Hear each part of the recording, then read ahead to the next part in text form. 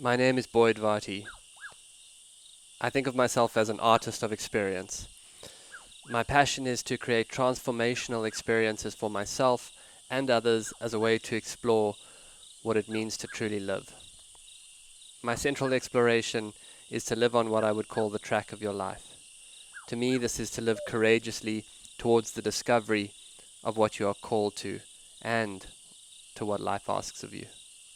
So much of how I live has been informed by my passion as an animal tracker. I'm following the trail of my own life and reporting back. This show is a daily broadcast from a treehouse on the Londolozi Game Reserve in the wild eastern part of South Africa. Londolozi is a 14,000 hectare wilderness reserve adjacent to the Kruger National Park. The land is home to lion, leopard, rhino, elephant and buffalo, as well as a variety of other animals. I'm your host, Boyd Varty. My goal is to spend 40 days and 40 nights alone in the wilderness to explore the archetype of the mystic in nature and hone my skills as a tracker. These are my daily stories. Day 2. Dealing with a somewhat anxious ape. Hey friends, this is a report from day 2. The quote that I'd like to start with is, "If you are truly present and know how to take care of the present moment as best you can, you are doing your best for the future already." Last night, I'll give you a little journal entry from the camp last night. Last night at dusk, a herd of elephants surrounded the camp. I could hear them all around me grumbling, and then splashing as they slipped past the back of the camp. I shone my torch, and I got the sort of ghostlit back figures of them as they went off the riverbank and then down into the water to cross. There were also 3 fiery-necked nightjars calling all around the camp in beautiful stereo. To me, it was more beautiful than nightingales in the south of France, just this incredible lilting sound. "Dear Lord, deliver us! Dear Lord, deliver us! Dear Lord, deliver us!" And I felt delivered for sure. Delivered into wilderness. Just at last light, a bushbuck, which to me is the most private of antelope, crossed the river in one bound. There was just this single splashing sound, and I turned my head, and there was this most private of antelopes just disappearing into the thicket. I sat alone for a long time by a tiny fire and dropped into a very deep and beautiful meditation. And I will say that despite all the life around me, I still felt fairly alone. I do not feel totally in communion with everything yet. But I realize it's quite easy to fall into the poetic with all of this. The game around the camp is phenomenal. The beauty of the campsite itself is absolutely incredible. The sound of the river continuously as a backdrop is truly beautiful. And I would say that I feel myself immersed in what Sigurd Olsen might call the great silence. And you might think of the great silence as the natural silence that has surrounded the earth for eons and eons before a boat engine or anything mechanical cut the air. It's kind of like a natural audio soundscape that feels alive. And it's not that you can hear the buzz of insects or the croak of frogs and life around you, but rather that all of that sound of buzzing and croaking together creates a soundscape that is alive in and of itself. It's like the soundscape is a singular living presence. And they say that audioscape has a profound effect on the nervous system, and I certainly already feel that. I know that people who have come to Londolozi who wear kind of wearable tech stuff, aura rings and that sort of thing, often report a drop in resting heart rate by about 10 beats just by coming into a very still and natural place.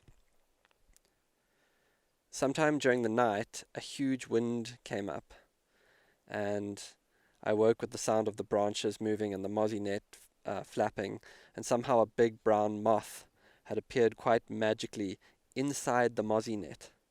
And as I got visual of this moth in my flashlight, I thought of my friend Andrew Russell, who once took off his helmet on a motorbike trip we were on, and when he took it off, a swallow flew out of it. And just this very deep understanding that nature will get in everywhere, and I'm becoming aware of that very quickly. Waking up this morning in the tree is totally magical, and I know I should probably be careful not to overuse that word, but really magical is the best way to describe it.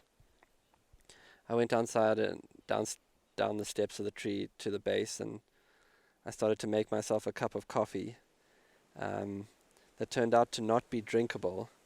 So I've come to realize that the inside of my kettle is so corroded from the mineralized water in this area that it makes the coffee taste like you're drinking from a hot spring. And somehow in my excitement yesterday of being out here, I absolutely failed to realize that the coffee I was drinking is completely unpalatable. So that's -1 point for me for not being mindful enough to even know what my own coffee tasted like. While I was brewing the coffee, and this is one of the things that I'm really loving about this experience, even this early on in, is there's like this constant scope of little incidences, little things keep happening. While I was brewing the coffee, two hyenas suddenly appeared, and there was an older female and then a youngster, and they came in quite relaxed to investigate, and must have been standing 5 or 6 meters away from me. One was even sniffing my dry goods trunk, and just watching me with these incredibly comical eyes. And so what was meant to be sunrise coffee and meditation turned totally into its own thing. I eventually did get to the meditation, which was really beautiful. I'm able to sit in the tree and turn my chair so that I can stare directly east to the rising sun. And to watch the sun rise over the river and to drop into meditation is very, very beautiful. And I feel a great deal of gratitude to the tree and to the river and to the sun and to the person who positioned this treehouse many years ago for the quality of the sunrises here. Also, another little weird quirk that I should tell you about is down on the sandbank east of the camp is a log which has kind of flood debris all over it. And from the angle of the treehouse, it looks like a giant baboon staring at the camp. And when you look down there in the half light, it's frankly kind of unnerving. And right now, I've named it Raymond. And I guess I'm just telling you that so that you will know when I have gone totally mad, when there is a whole episode of me talking to Raymond, which I suspect could happen sooner than I like. Out here, the one thing that I can tell you is that a day does feel like a week. Generally around the camp, I am being disciplined about keeping a good sense of order. And, basically that's a principle of just trying to be a good and disciplined camper. But there's definitely something more to it for me. The space feels so alive that in a very deep part of myself, I feel a duty to minimalize my emanation of physical and energetic output, so as to allow the space to be as it is. And I feel like just noticing little things like that is, on some very subtle level, the ground out of which deeper changes could start to emerge. Not just brashly arriving in the space, but feeling the space and allowing the space to constellate me a little bit differently. I feel like there's a kind of nature awareness there that feels very important.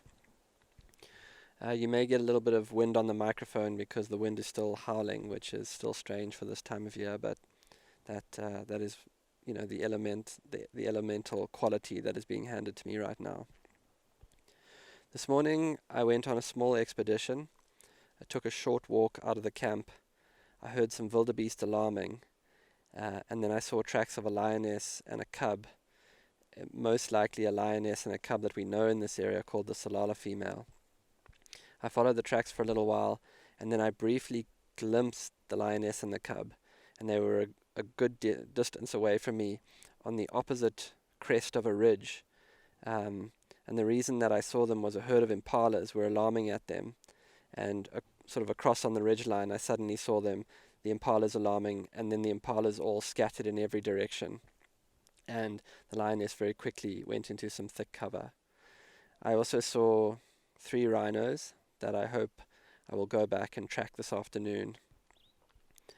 I already feel a deeper affinity for the stillness and the pace of the animals.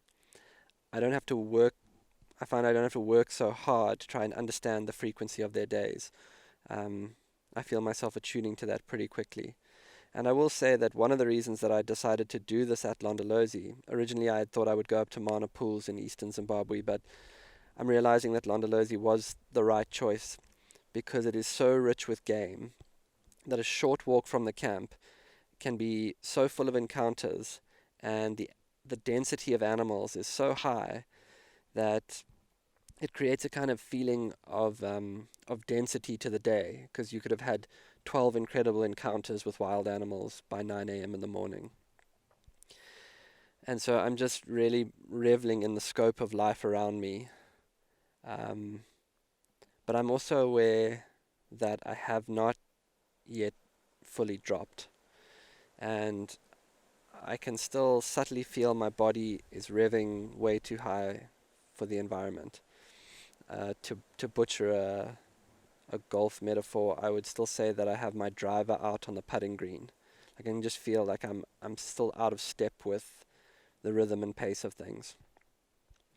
Sometime during the mid-morning after I got back from the walk, I got hit by a wave of intense anxiety. And I guess that I've been, during a retreat, a challenge, a getting out of normal life into this type of environment, I'm expecting that something like this would happen. And then just suddenly there was old pattern of mind that was just all over me. I felt myself thinking to myself, oh God, here we go. Hello, old stories. But for a little while, I felt totally overrun by it. And I understand that that's probably pretty natural. I'm in a big transition. Just, simple things like I'm in a transition from a house to a tree. I'm in a transition from a community to solitude. I'm in a transition from busy to still. I'm in a transition from distraction to presence. And you can really feel the scope, or I can really feel the scope of what I distract myself into in its absence. So, there's no phone. There's no one to talk shit to or just talk to. There's no news. There's no TV. There's no podcasts. There's no work. And so all of those things are just there as a kind of headspace. And then you might add to that, if you just gave yourself a moment to think of all the headspace that goes into just your general appearance and how you present yourself to the world each day. Well, there's none of that. And then you might think of like the time that you spend thinking about food, seeing people to eat food, what food to eat, booze, little treats you might have for yourself, patterns of nourishment, patterns of soothing, bonding patterns. In solitude, those places that are very important but can also keep us from deeper levels, they totally fall away. And as a world-class distractor, I will tell you that I really feel the absence of the things that I distract myself into. And there's something beautiful about it, and there's also something quite terrifying. Being alone, another little observation is that being alone is so profoundly different to being on, say, a camping trip in the wild with even one other friend. The feeling of it is radically different. And there's also something about the scope of this time, which is probably why the mystics went for 40 days and 40 nights. But there's something about the scope of the time where, when I get anxious, starts to grab me. It just gets in my head. 6 weeks. 6 weeks is too long. 38 days to go. 38 days to go. And I'm sure if you're in enforced isolation somewhere during this strange pandemic time, you could understand that. And I could certainly understand it from you. I mean, of course, there must be those of you who think, what the hell is this guy getting anxious about? He's in the wild doing whatever he wants. And that is a thought that I fully understand, um, because I have that judgment in spade loads. So as the anxiety comes up, I get anxious about time and stuff, and then I get anxious about the fact that I'm anxious. Like, why should I be anxious right now? But then judging the anxiety makes me anxious. But really, through the anxiety, the great revelation of the day came thanks to having some of Thich Nhat Hanh's books here.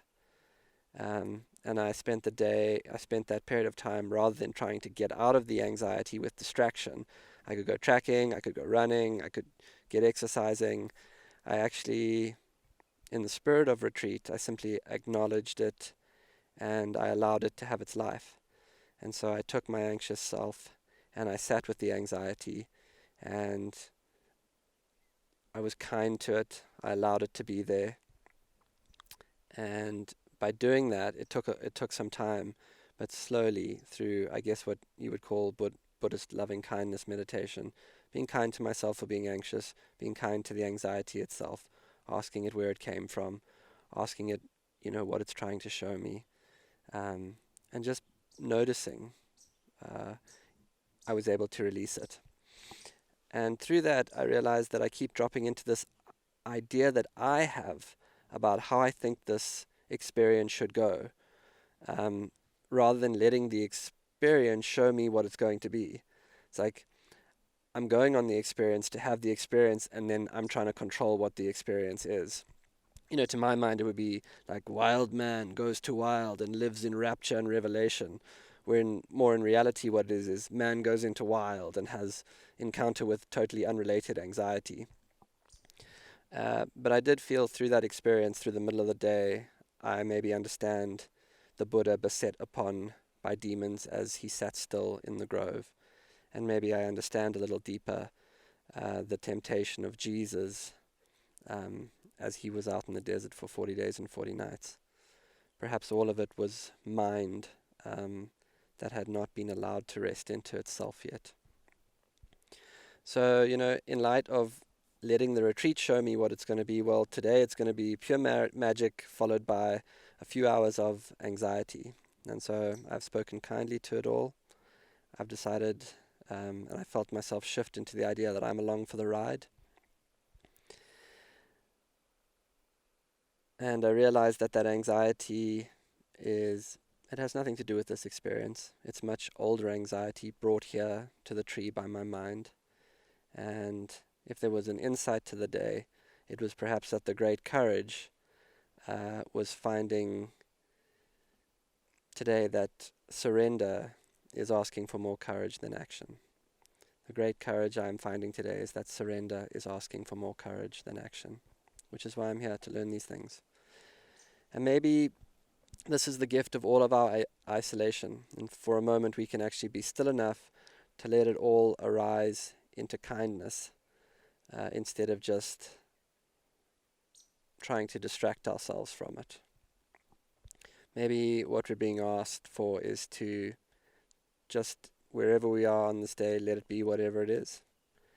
One of the exercises that I might offer you if you want to get in touch with how quickly you distract yourself, one of the things you can do is try and slow the frame speed down a little bit. So before you go for a piece of cake or a cookie or any piece of food, before you pick up your phone to check the news, before you reach for an evening drink, slow down enough and see if somewhere before the impulse you can capture the feeling of what's actually going on inside of you. And if you can begin to tune into that, you might find that there is something much deeper than the need for the cookie or the cake or the beer.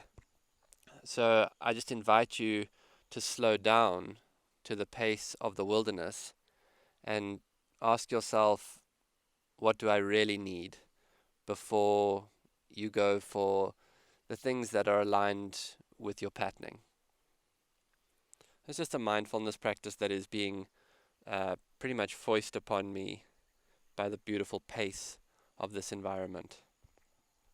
Things are happening just dramatically more slower, and I'm able to be much more in touch with the feelings underneath the initial impulses. As of right now, I'm eating a sweet potato cooked in the embers of the fire, and I'm starting to wonder where those rhino have gone. I think I'll probably spend the afternoon. I'll go back to where they were this morning and try and get on their tracks and try and spend a few hours on their tracks following. The anxiety has passed into a feeling of being very calm. In the tree adjacent to me is a troop of vervet monkeys, and as I'm talking to you now, they're jumping across into the tree that I'm in, and so they're coming in for a visit, which feels quite wonderful. I wonder how you're all doing out there. I want you to know that I will sit still here for a few more hours, and then I will go and track us a rhino. This has been another episode of the Track Your Life podcast with Boyd Varty. Follow us on Instagram at Boyd_Varty, Twitter at Boyd Varty. Visit Boyd's website at boydvarty.com or subscribe to this podcast in your favorite podcast player. Please rate and review this podcast so that more people can find and enjoy it.